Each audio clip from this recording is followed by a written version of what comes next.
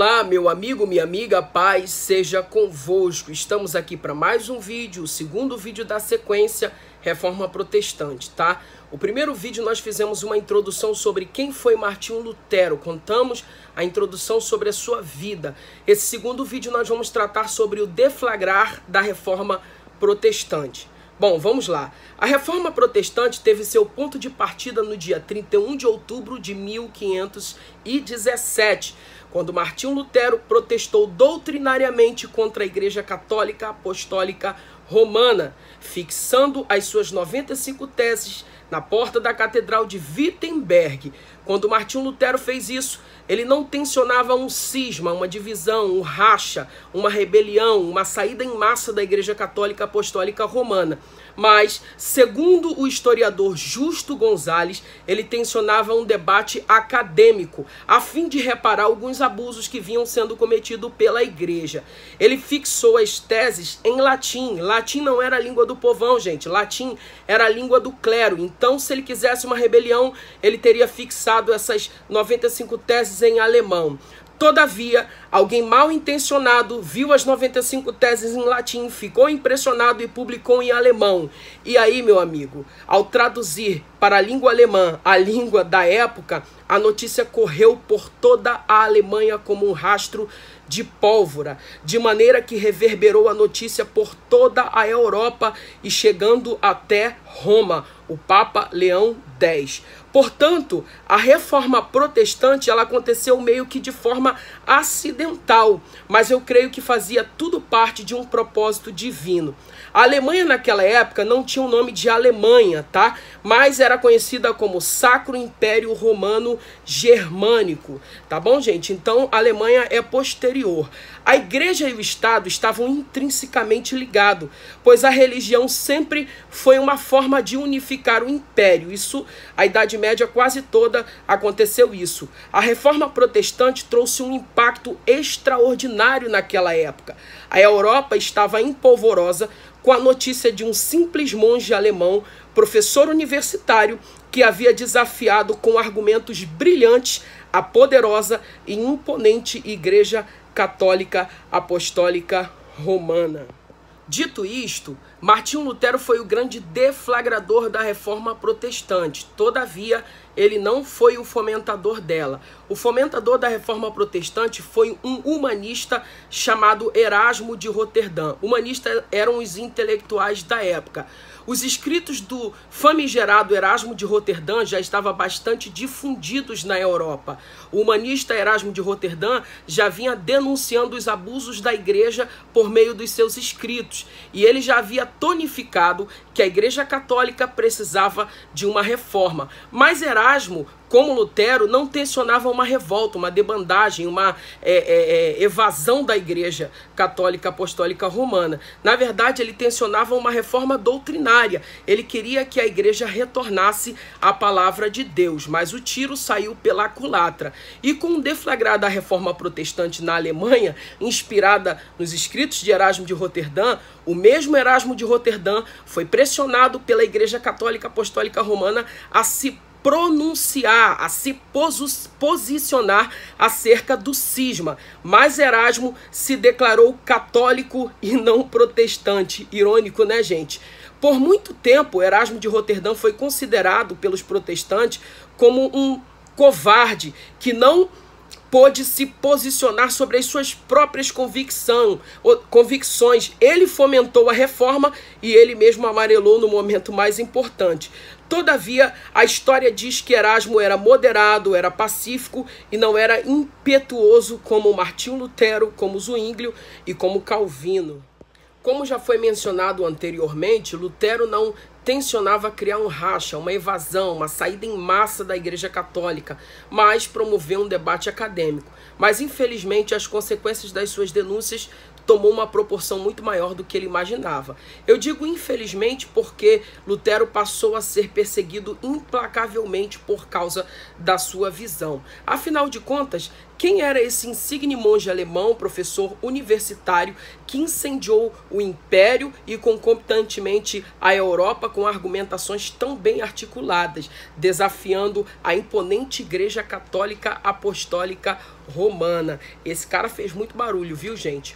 O Papa Leão X havia construído a Basílica de São Pedro em Roma, com o dinheiro das vendas de indulgências. A Igreja Católica se tornou a maior senhora feudal daquela época por causa das vendas de indulgência. As corrupções da igreja fizeram a igreja enriquecer de forma extraordinária. O medo das chamas eternas do purgatório fazia o povo abrir o bolso e entregar tudo por si e pelos parentes que estavam queimando no purgatório. A frase mais comum daquela época era: cada moeda que tilinta no gasofilácio é uma alma que pula do purgatório, tá, gente? Agora surge um monge alemão dizendo que tudo isso não passa de exploração da igreja. Eita, gente, o monge alemão está ensinando que a salvação não é por obras, mas pela fé. Isso soou como música ao ouvido dos príncipes e do povão daquela época. Como é que é a história? Não preciso pagar para ser salvo? Não, não precisa pagar. A salvação é pela fé, Mas e as vendas de indulgência? Exploração da igreja. Sim, então fale mais sobre esse assunto. Com essas inferências, Lutero chamou a atenção de toda a Alemanha, de toda a Europa e até do Papa Leão X, porque a notícia foi parar em Roma. Todos queriam saber que nova doutrina era essa, que a salvação não era por obras, mas pela fé. Agora eu não tenho mais que pagar indulgências, não tenho mais que pagar preço, não tenho mais que me autoflagelar. Nossa, eu quero saber mais sobre isso. Todos queriam saber que nova doutrina era essa. Nova entre aspas, porque sempre esteve na Bíblia. Todavia, a Bíblia era exclusiva ao clero daquela época. A Igreja Católica não colocava a Bíblia na mão do povo porque a Bíblia era escrita em latim, portanto, o povo era ignorante. A igreja tinha naquela época 3 fontes de autoridade: a Bíblia Sagrada, o direito eclesiástico, que era um documento da igreja, e a bula papal. Na teoria, as 3 fontes estavam no mesmo patamar de autoridade da igreja. Todavia, a Bíblia era exclusiva ao clero, pois o povo não tinha acesso, pois não lia latim. A bula papal era a voz de Deus. O que o Papa falava, estava falado, e ai de quem questionasse. A reforma protestante eclodiu como um furacão e mudou tudo isso, veio para embaralhar tudo isso. O Papa Leão X se referiu a Lutero como um javali selvagem está solto na vinha do Senhor.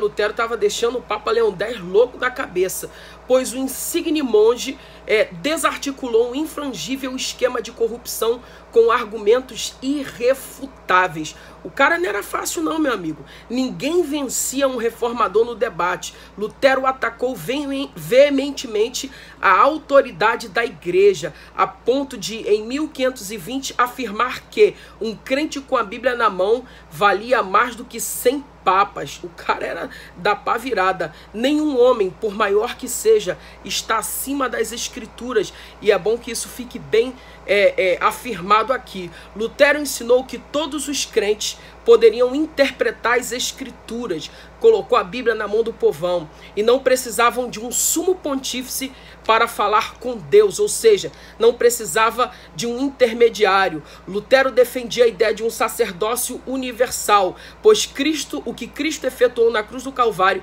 nos dá acesso direto a Deus sem precisar de um intermediário, de um sumo pontífice, de um papa.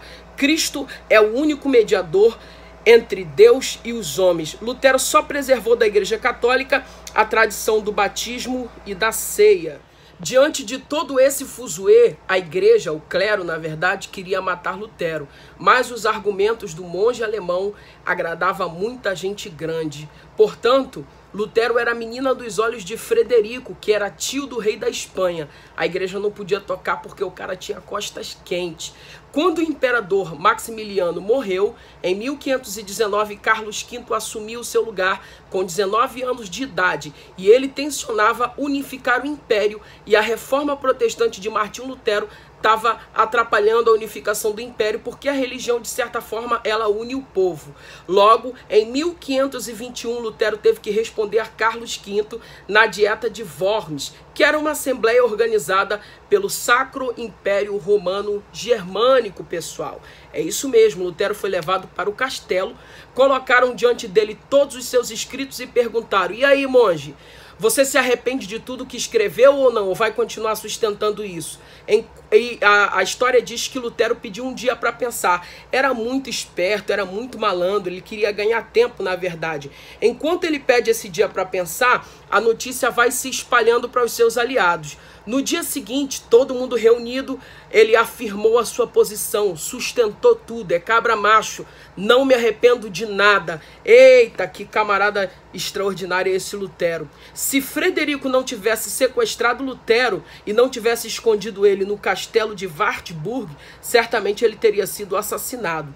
Confinado no castelo de Wartburg, para não ser assassinado, Lutero traduziu o Novo Testamento grego dos textos receptos de Erasmo de Roterdã para o alemão. E de 1521 a 1534 foi traduzida toda a Bíblia para a língua alemã e colocada na mão do povo. E isso foi algo tão importante, gente, que o Sacro Império Romano Germânico, ele tinha vários idiomas, várias línguas, na verdade. E a Bíblia de Lutero, ela se tornou a base da língua oficial hoje na Alemanha. Viu, gente? A Reforma Protestante foi algo muito importante. Em suma, a Reforma Protestante foi algo tão revolucionário que, além de unificar a língua, da Reforma nasceram as escolas de ensino público, gente. Isso mesmo, tá? Lutero, com alguns amigos, colaboradores como Philipp Melanchthon, Martin Bauer e outros, ensinavam as crianças e o povo adulto a ler, os analfabetos a ler, para estudar as escrituras sagradas, pois naquela época a educação era cara, não era acessível. As universidades cresceram de forma exponencial depois da Reforma Protestante, porque antes dela a igreja oprimia os grandes pensadores como Nicolau Copérnico, Galileu Galilei, entre outros. A Reforma também acabou reformulando de certa forma até a teologia católica, pois repensou os seus abusos e explorações, como a venda de indulgências, as autoflagelações. E, gente, hoje, atualmente, para quem não sabe, até a doutrina do purgatório já caiu por terra. E eu não sei se vocês sabem, há uma aproximação muito forte da doutrina da justificação pela fé protestante e católica, tá, gente? Então isso tudo aconteceu baseado na reforma. Gente, no próximo vídeo nós falaremos sobre as 5 solas da igreja da Reforma Protestante, as 5 solas, tá, gente? Não perca o próximo vídeo. Depois falaremos dos principais pontos teológicos de Martinho Lutero, tá, gente? E depois os outros reformadores como Zwinglio e Calvino, tá bom, gente? Eu espero que você tenha gostado de verdade. Se você gostou, gente, é de graça, deixa o seu like aí, tá? Você que ainda não é inscrito, se inscreva no nosso canal e ativa o sininho para receber notificações de novas postagens. Até o próximo vídeo!